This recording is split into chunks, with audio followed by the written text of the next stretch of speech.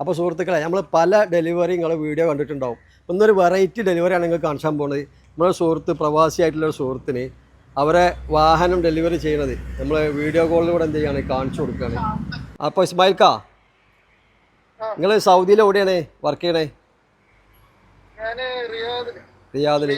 നിങ്ങൾ അല്ല, ചില ആളുകൾക്ക് സംശയം ഉണ്ടാവും എന്താ അപ്പോൾ നിങ്ങളൊരു മാസ്ക് ഒക്കെ വെച്ചാട്ടാണ് സംസാരിക്കണേന്ന്. അപ്പോൾ എന്താ സംഭവം?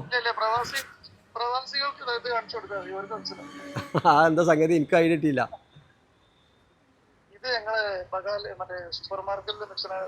അല്ല, മാസ്ക് ഇടാനുള്ള കാരണം എന്താ ചോദിക്കാം? ആ ഓക്കെ ഓക്കെ, ശരി ശരി ശരി. അപ്പൊ എന്നാ ഞങ്ങള് പൊക്കട്ടെ. ആയിക്കോട്ടെ.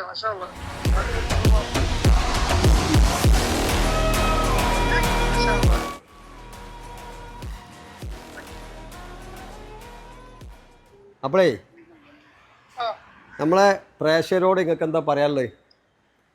ഈ ഒരു ഡെലിവറി ഇപ്പം നിങ്ങളിവിടെ നാട്ടിലില്ലല്ലോ.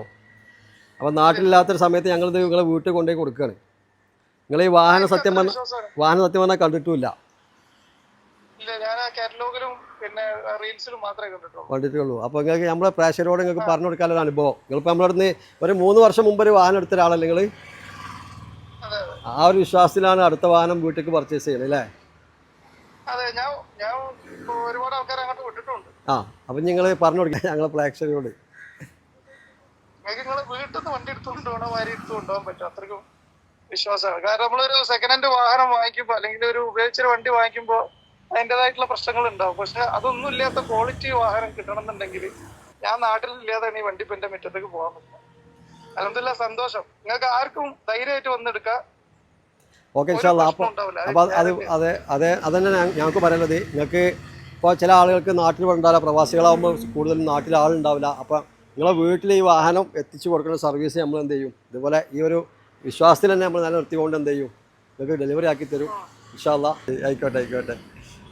ഓക്കെ ഇൻഷാ അല്ലാഹ്. അപ്പം എന്നാലും ഞങ്ങളേ വാഹനം വീട്ടിൽ ഉപ്പാൻ്റെ കൈ കൊണ്ടുപോയി കൊടുക്കാൻ പോകട്ടോ. ഷവക്കറാത്താട്ടെ. ആമീൻ. എന്നായിക്കോട്ടെ. അസ്സലാമു അലൈക്കും. വലൈക്കും സലാം.